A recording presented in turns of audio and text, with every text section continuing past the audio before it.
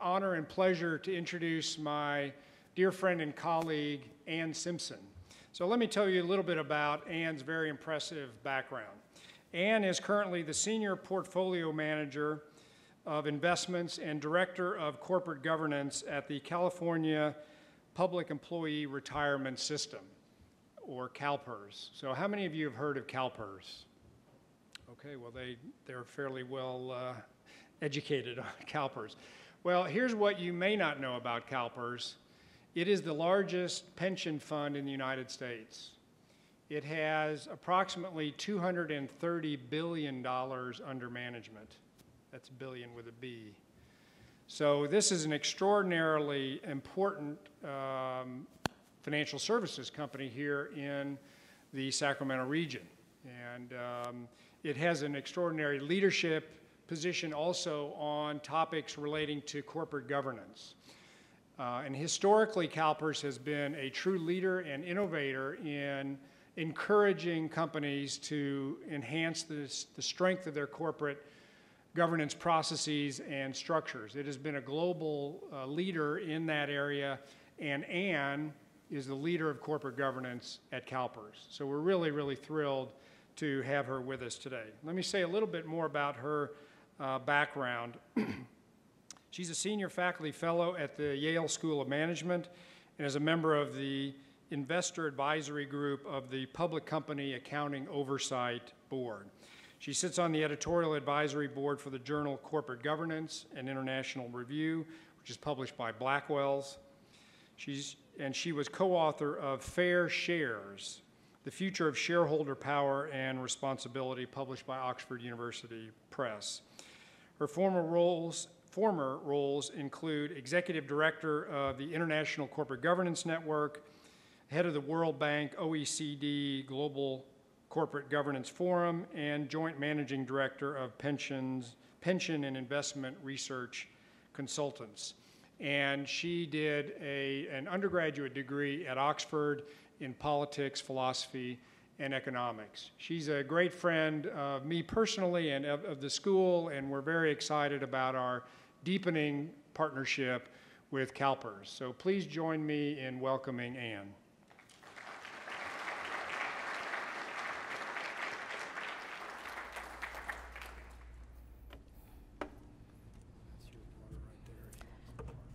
Oh, thank you very much, Stephen. I'm not sure in front of your students, I should probably call you thank you very much, Dean, as a mark of respect, but thank you for inviting me to be here. And this is an exciting day for everyone in the room. It's the beginning of your MBA program. It's an extraordinarily important phase in your life because I look around and see the many challenges that we have in the economy, in wider society, globally and at home.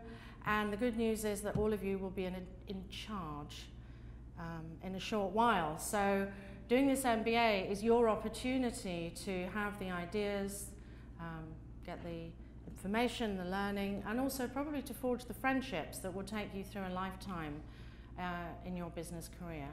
So what I thought this morning, as it's the beginning of your MBA program, is that I would talk to you for a short while about something very simple and perhaps obvious, which is the company, the corporation, something we rather take for granted. I think when all of you were coming to this morning's event here at the wonderful campus at UC Davis, this glorious sunny morning, I'd like you just to sit and count off on your fingers how many companies you think were involved in getting you here. And that was everything from turning on the tap with water to clean your teeth, the toothpaste, the electricity. You probably came in a car. I've no doubt you were driving on a road. The oil, the petrol, the iPod, the laptop, everything that you were Googling and Facebooking in one of the sessions that you weren't very interested in earlier. All of this, at the end of the day, even the coffee that propelled you here when you were really struggling to get out of bed, we know that every single aspect of our life is touched by the corporation. So what I want to talk to you about a little bit this morning is, where did the corporation come from? How was it invented? and pose a question to you as future corporate leaders, which is it meeting our needs and wants? We understand finance, we understand profit. At CalPERS, we're a pension fund, so actually companies being profitable is fundamental to us doing our job, which is paying pensions, not just now, but over the next 50 to 60 years. We're very long-term investors. But I want to walk you through some thoughts about the importance of what the company is and the purpose of the corporation, and really then finish handing over to you to ask some questions about what your role will be as leaders. So let's begin with a delightful quote from the rather mischievous Ambrose Bierce in the Devil's Dictionary. This is at the beginning of the 20th century. His explanation of what a corporation was, or is it is an ingenious device for obtaining individual profit without individual responsibility. And this issue about rights and responsibility, benefits and costs, I think runs right through the debate about what companies are for. So let's think a little about that. Companies were invented as a form hundreds of years ago. I mean, well before the United States was invented. And I'll say a little bit more about that in a moment. But let's just get a sense of the scale and the impact of the modern corporation. Now, the biggest company in our portfolio today is the most valuable company in the world. It's Apple. They're local. So I want to just tell you a few things about Apple. First of all, their turnover, their revenues, their value this morning, it's greater than the GDP of Poland or Saudi Arabia, Belgium. If you had access to the United States gold reserves, you couldn't afford to buy Apple. There's not enough in the coffers. On the other hand, also, the value of Apple, if you could cash that in, you could actually bankroll Greek debt more than once. You could sort of roll it over. And maybe Angela Merkel would be delighted if that was available to her. Now, because Apple's the biggest and probably one of the most innovative companies, and 10 years ago, remember, it was valued at something like $7 billion, sort of barely a blip on the radar screen. So we think about what's happened with Apple. So one of my wonderful team members at CalPERS put this chart together, Ashley Taylor, thank you for this, to actually give us a sense of some other favourite names in the corporate community, to think really about the size and the scale of the corporation. So Nike, their revenue is bigger than the GDP of Paraguay. McDonald's, I'm loving it, apparently, is bigger than Latvia. Costco, bigger than the Sudan. ExxonMobil, bigger than Thailand. General Electric dwarfs New Zealand. Amazon dwarfs Kenya. Bank of America, turnover bigger than Vietnam. And guess what? Walmart has a value greater than the GDP of Norway. So the first thing we can conclude from this is really that the corporation, this ancient but rather simple invention, has been a phenomenal success. There's probably not an aspect of our daily lives not touched by companies, but also the global reach and the impact of the corporation is extraordinary. And for that reason, we really need to think about the governance, because the accumulation of resources, of power, of wealth, and also the expectations that we have of companies are mounting all the time. So let's think about what some of those might be. Now, we've just looked at companies which make hamburgers and soda and cars. And it's easy to think that really companies are there for providing the luxuries of life, the trivia and the clutter that all of our apartments or houses are bursting with, things that we don't actually need. And let's think about what people need as opposed to what they want. This is the global environment in which you will be leaders. We have a population of almost 7 trillion people. Where did trillion come from? It's billion. There's somebody been thinking about reproduction in a very energetic way. As a lapsed Catholic, I would understand how that would happen. It's actually nearly 7 billion. Billion, trillion, squillion. It's a lot. But the importance of this slide is to say that in the global population, 20%, that's 1 in 5 people don't have access to electricity. Think about all the things that come with that. Access to the internet, electric light, all the conveniences, not just of the light bulb, thank you Mr. Edison, but the whole infrastructure network with electricity. There's nearly 1 billion people who don't have access to clean drinking water. Again, that's a huge health challenge, and it also has a dramatic impact on people's daily lives, particularly women, who are usually the ones charged with children of finding clean water for households. And also, this is, I think, probably one of the most shocking numbers, nearly 40% don't have access to sanitation. And that is therefore a source of disease, misery, discomfort. If any of you have been traveling countries which don't have a good infrastructure for sanitation, you will smell that the minute that you get off the plane. And we don't understand, unless we look back through the history books, that basic infrastructure for sanitation has been as important as anything that was ever done to actually contribute to human welfare. For that reason, I'm sure some of you heard recently that the Bill and Melinda Gates Foundation has got a new project, and they're having a competition to redesign the toilet. Now, Sir Thomas Crapper, English gentleman that he was, who invented the flushing lavatory, if you think about it, his basic design hasn't been overhauled since he invented it. So this is a fantastic project, but the charge is that this should be a facility which doesn't require any infrastructure, doesn't require being hooked up to a water system or to electricity or anything else that we would expect. So I think watch this, because for me, we're talking about innovation with iPads and iPods and the cloud and who knows what else, but actually in terms of impact on people's lives, probably to get a decent alternative to Sir Thomas Crapper's invention is of first order. So I applaud the Gates family. So we've got this situation of fantastic success for the company in terms of size and scale.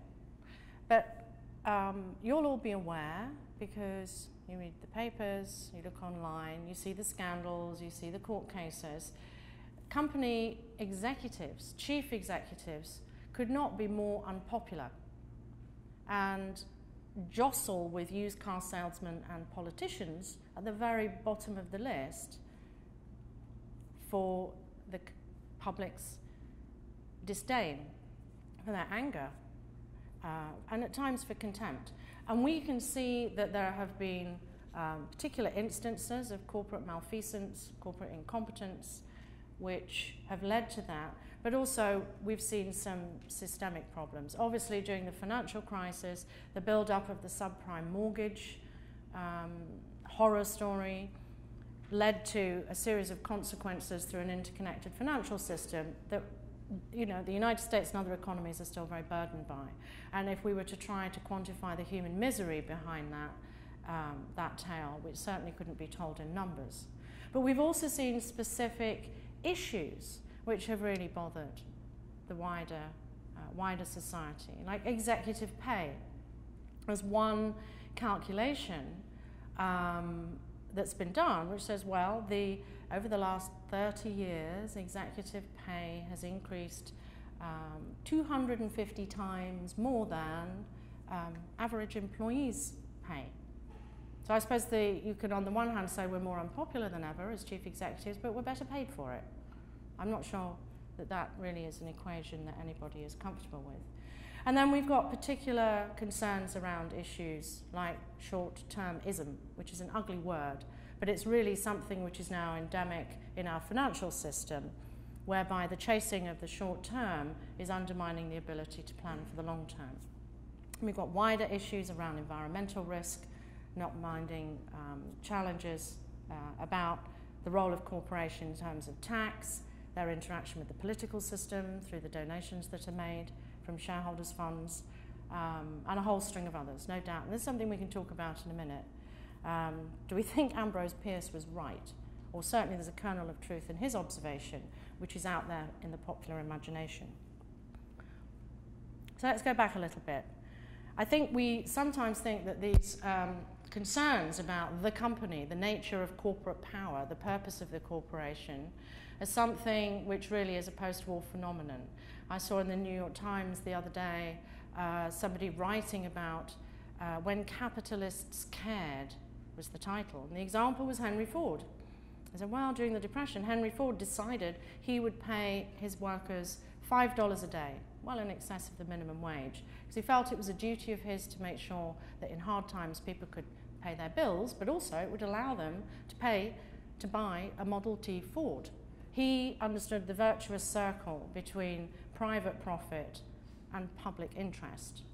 However, what the writer was not aware of, or perhaps didn't refer to, is that poor old Henry Ford was taken to court by the Dodge brothers. Wonderful name. They had 10% of the company. They were rivals in the car industry, and they sued him successfully for not paying a special dividend, and instead, as they saw it, squandering the company's profits on things like lowering the price of the cars so that people could afford them during the Depression, raising wages so that families didn't go under in hard times. So way back, we have these real tussles about the purpose of the corporation, the distribution of profit, and this question about the governance, who decides, who controls this, has been there at the very beginning. And it's one, when you're in charge, that you'll be taking on too. But I did want to just put this quote up from Adam Smith. I love this because it's from his book, his second book, An Inquiry into the Nature and Causes of the Wealth of Nations. I mean, it's called just The Wealth of Nations, as though somehow that happens. He was inquiring and he was interested in causes. But of course, this was published in 1776, somewhat memorable date for the United States, and of course for the British ourselves.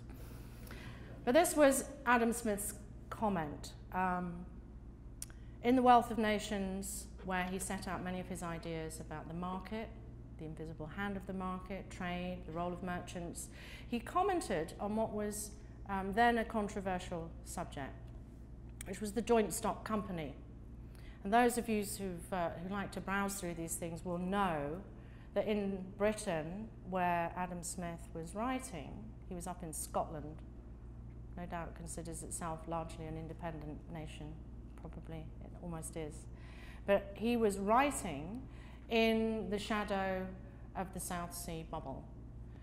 And I'm sure you've heard of tulip mania and the South Sea bubble and the extraordinary tale of the Mississippi Company, which took down most of French aristocratic debt and was formed actually by a Scottish murderer called John Law. But we're not going to talk about that right now. I just want to say that the idea of the company was born into controversy, even as far back as Adam Smith. And really what Smith was talking about, as he says, negligence and profusion, therefore must always prevail, more or less, in the management of the affairs of a company. And what he was commenting is on one of the chief features of a company, which is it's not really about using your own money. The first responsibility in the company is to accept that you are using other people's money. Of course, if CalPERS is one of your investors, we'll be paying great attention to what's happening. But this fiduciary concept that you are, when you receive external capital, that you're receiving other people's money, leads to concerns about the impact and then what happens. So what happened in the South Sea bubble was as follows. Essentially, the British government was in debt. There's no surprise, is it? It's been going on a long time. European debt was at the heart of some of those early scandals even then. And the South Sea Company was invented in order to, say, take money from the public and say, what we are going to do is trade in the South Seas. Think of Argentina, which didn't exist then. And they were trading in slaves, trading in all sorts of other commodities to and fro, without sort of thinking through the fact that actually at that point England was at war with Spain, didn't have access to those trade routes. So the excitement around this company rose and rose and rose, and sure enough, the government raised an enormous amount of money. But what happened when the bubble, even then, think about this is 1720, this company, the word bubble was invented that long back. The company imploded because, of course, there was nothing to actually base any of these promises of riches upon. And what happened in Parliament, the impact on Britain was so profound and dramatic economically that Parliament, in its wisdom, just decided, well, we're not having any more of that. We will not have any more companies. Well, we've got a few that are going on and they're necessary to empire, like the East Indies Company and the Hudson Bay Corporation and so forth. But there will be no new joint stock companies. And the Bubble Act, as it was called, was passed in 1722, and companies were banned in the UK for over 100 years. I mean, that makes Sarbanes-Oxley and Dodd-Frank really look quite pitiful as a response. No, we're not having that anymore.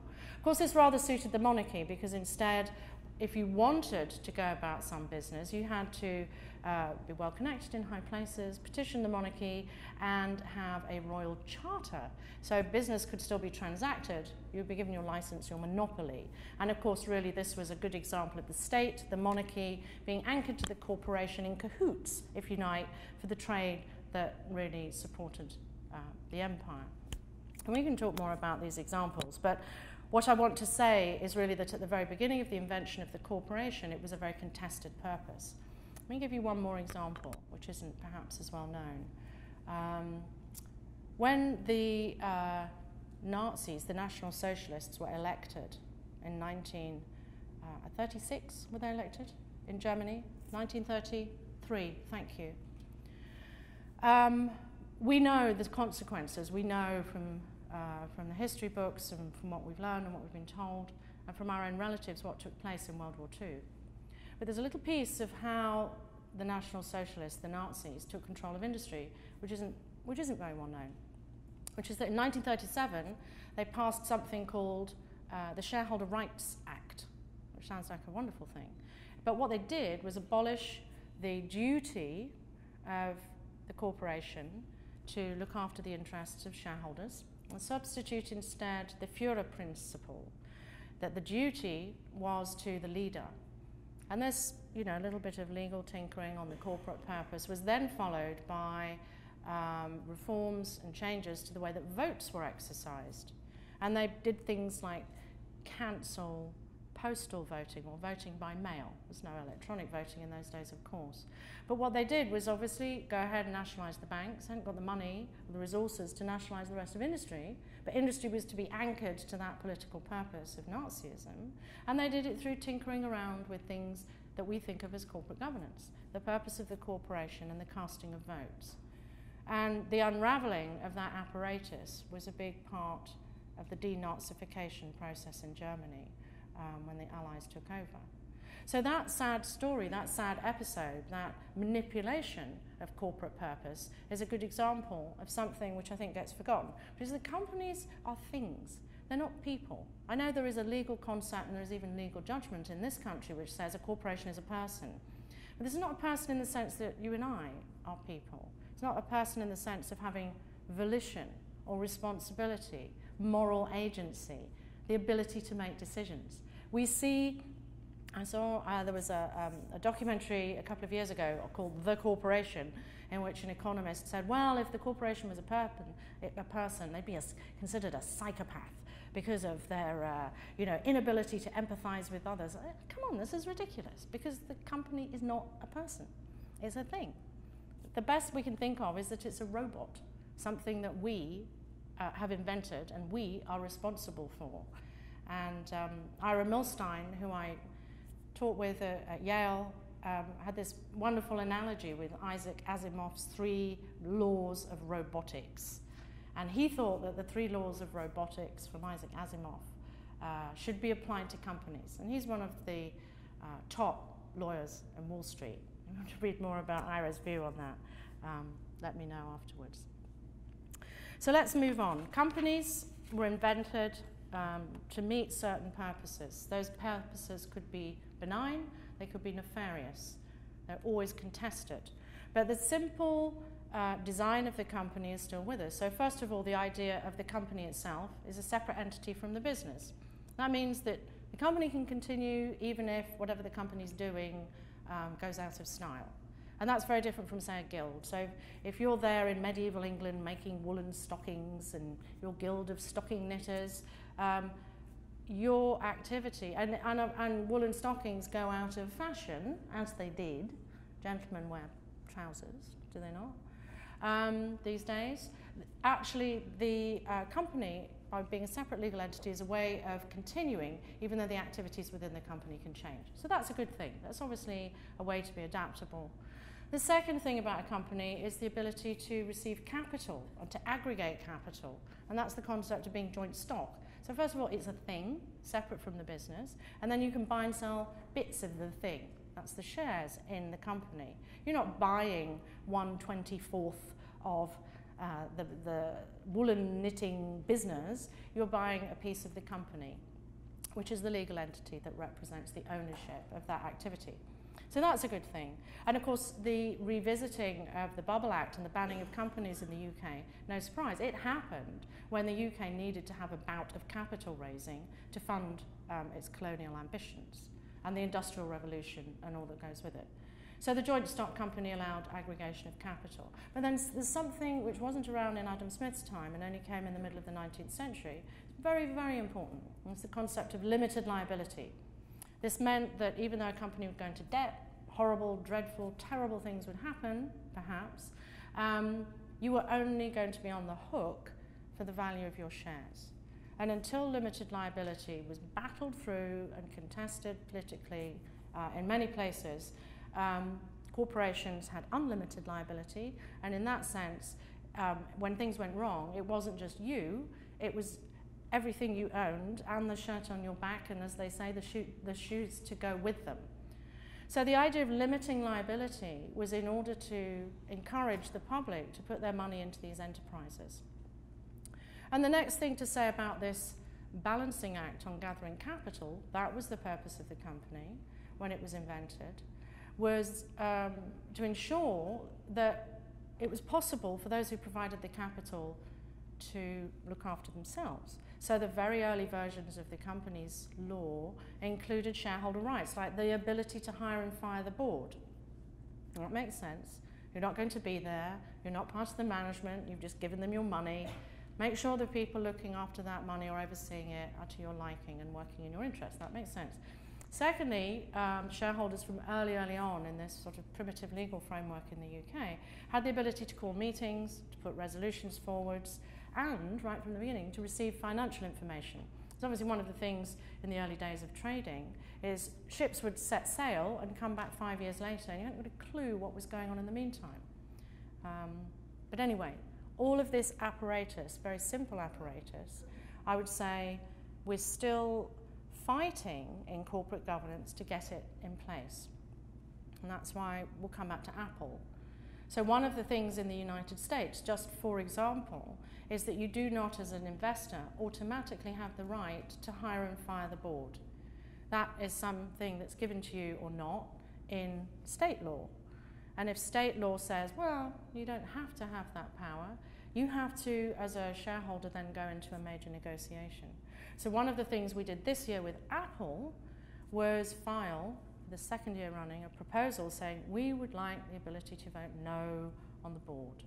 We didn't at that point have big concerns about the board at Apple, but it seems foolish with a company which for us is the biggest in our portfolio to really think that we can vote yes on the board, but we can't vote no.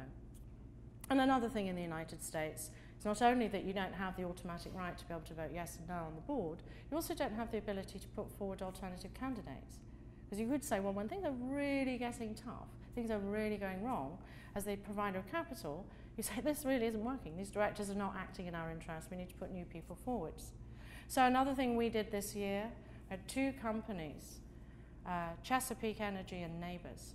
Chesapeake you may have heard of because they're at the centre of the controversy around fracking. They're a natural gas company, but they also had some controversial issues like a founder's well program in which $1 billion or more was lent to the chief executive, the founder of the company, but this wasn't sort of actually explained anywhere in the accounts. So one of the things that's happened for the first time, those two companies, is a shareholder proposal which we solicited for actually passed.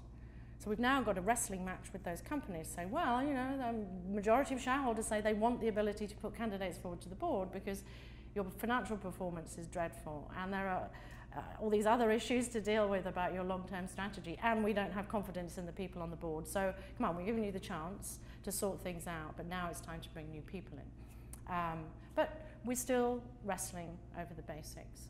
So I think for you as corporate leaders, one of the things to think about is that the corporation requires accountability for the exercise of power.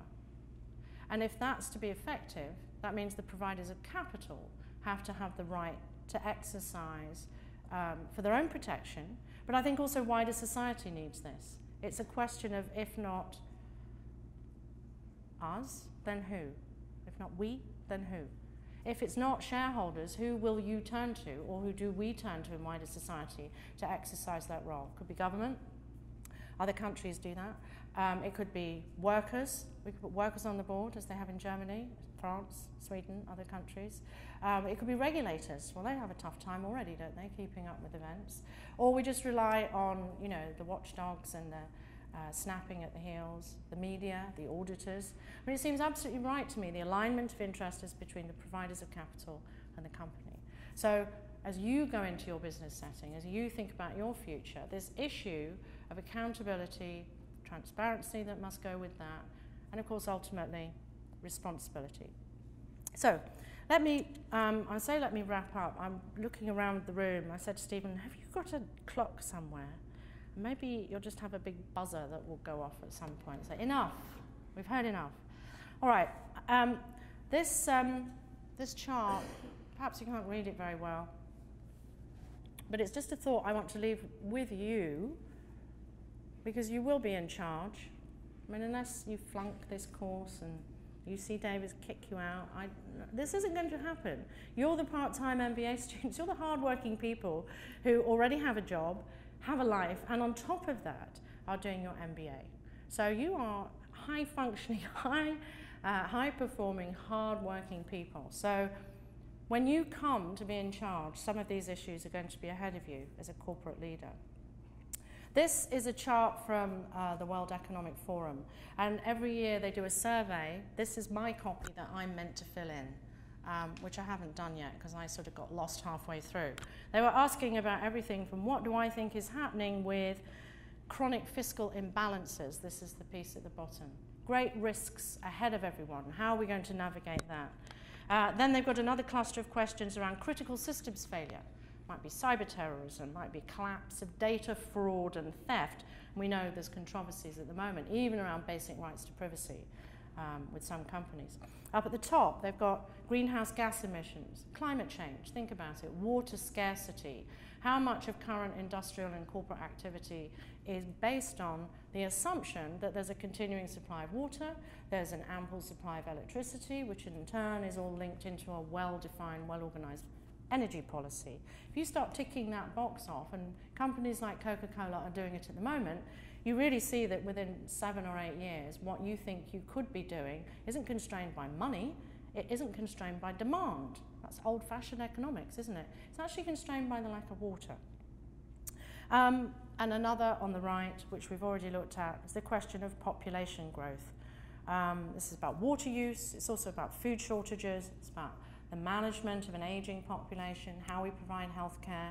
So you can look at this, and there's a wonderful explanation, and Stephen mentioned China, but the Chinese character for danger is made up of 2 characters, one for risk and one for opportunity.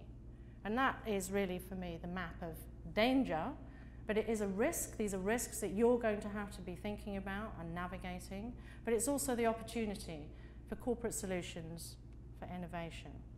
This is just a little reminder that we're in a rotten place when it all goes wrong. It regularly does. Expect things to go wrong. What do they say? Hope for the best and plan for the worst. Okay, so just to wrap up, CalPERS, what are we doing? So, as Stephen said, CalPERS is a very big fund. We're talking about companies.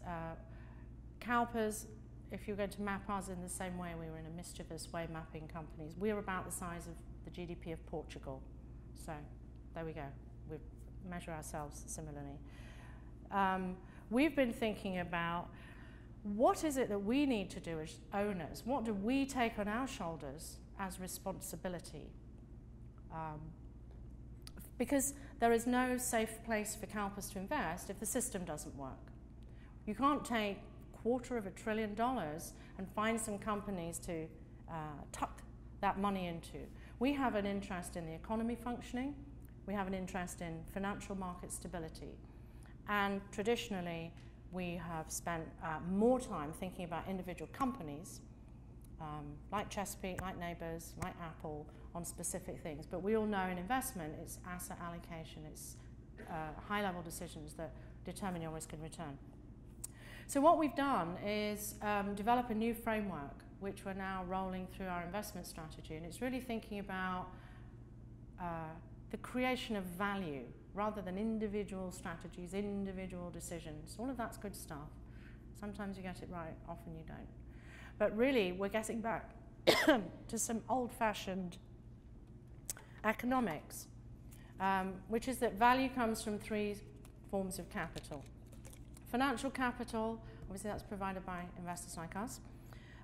Human capital, these are the people in companies. There is no company without people in the company. Just leave a bag of money on the pavement, on the sidewalk, nothing will happen, I assure you. You might think that there is a real economy out there with day trading and nano trading and nanosecond trading, but there is an underlying wealth creation that we need to pay attention to. And the third form of capital is obvious, it's physical capital. Companies need things, they need resources. If it's not water and electricity, at the very least, they're going to need a smartphone. Running shoes, a bus ticket or a car. There's going to be some transport or something involved. And what we're doing is essentially thinking about what are the issues in these three forms of capital. We're working with UC Davis on a research project which will identify what those issues are and how we can develop evidence and metrics around those issues. But I would suggest for you as a corporate leader, thinking about your responsibilities for these three forms of capital could be helpful in terms of thinking, what's my job as a chief executive? You're going to have to deal with the shareholders. You're definitely, and should be perhaps even first, thinking about your employees and your customers, the human dimension. And the physical capital, depending on the sector that you're in, could well be at the very top of your agenda. But the three together in combination will make all the difference. So we've looked a little bit at the history. The company was born into controversy, and thus it has been ever since. We've seen companies used for nefarious purposes. We've seen companies having the ability to be a vehicle for the creation of great wealth and meeting of human need. And we also know that there's unmet need of an exceptional and both distressing level, but also a huge opportunity for companies. So I thought it would be nice to finish with this, because if there was another message I would want to give you, starting your MBA class, is have imagination. That is probably one of the most undervalued things in a business leader. And I think it was said best by Lewis Carroll through the voice of the White Queen. And you all know Alice in Wonderland, yes? Well, there was another book, Alice Through the Looking Glass, which is also hilarious. And if you like logic and you like games, you should read it. But Alice is laughing because the Queen has just told her that she's 101 years old. And imagine in Victorian Britain, that sounded ridiculous, didn't it? People died before they were 50. I'm 101 years old, and Alice laughed. One cannot believe impossible things, says Alice. She's a very sensible little girl, as you remember. And the Queen replies, I dare say you haven't had much practice. When I was your age, I always did it for half an hour a day. Why, sometimes I've believed as many as 6 impossible things before breakfast, which I think is very good advice for an MBA student. So let's finish with Louis Brandeis. He, one of the most important legal figures in the United States. He was the first Jewish Supreme Court Justice in the United States, had a remarkable impact at a critical time in the United States economic development. But this is really the wisdom of Alice rewritten by a Supreme Court Justice. And I think it's good advice for all of you as you embark on your course at UC Davis. He said, most of the things worth doing in the world had been declared impossible before they were done. So I wish all of you well. I hope I can come back when you're graduating, find out how you got on. and you've got important studies ahead. And all of us out there living and watching the problems that are around us are very glad that there's a new generation coming behind us to make a better job of everything. Thank you.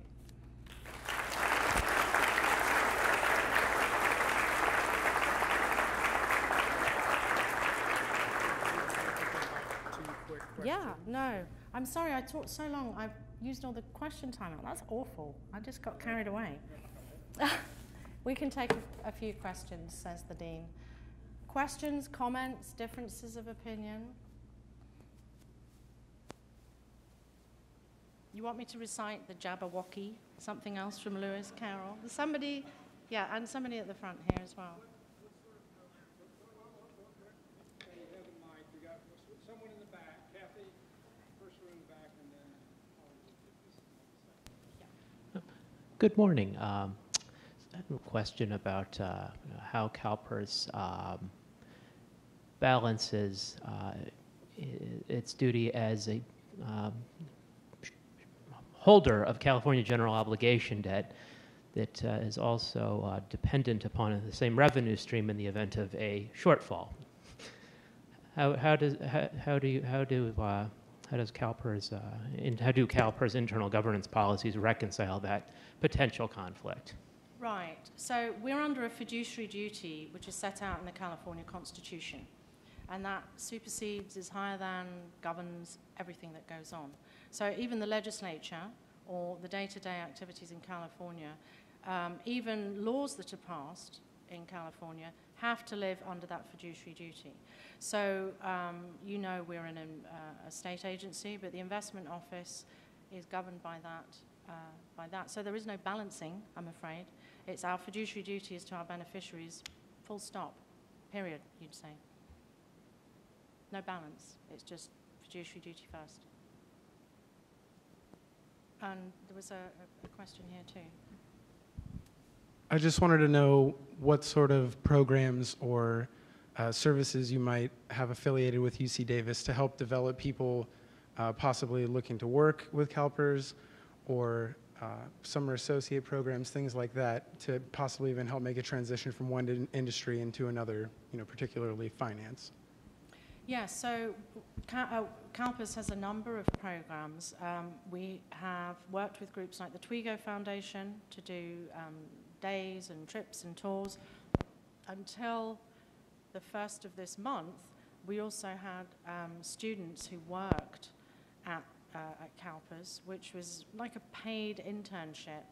And unfortunately, that has just been cancelled as part of the cost-cutting measures that were agreed between the SEIU and the authorities. So we're in the process of seeing how we can convert those positions. The students, I've had 5 students on my team, and we've had students both in the graduate and postgraduate world, and they've been wonderful. They've been a fantastic contributor. But at the moment, the current environment is absolutely rotten for that. But there are internship programs like the Polanco Fellowship, Twigo and others, and I'd be glad to pass more details on if anyone's interested. Thank you.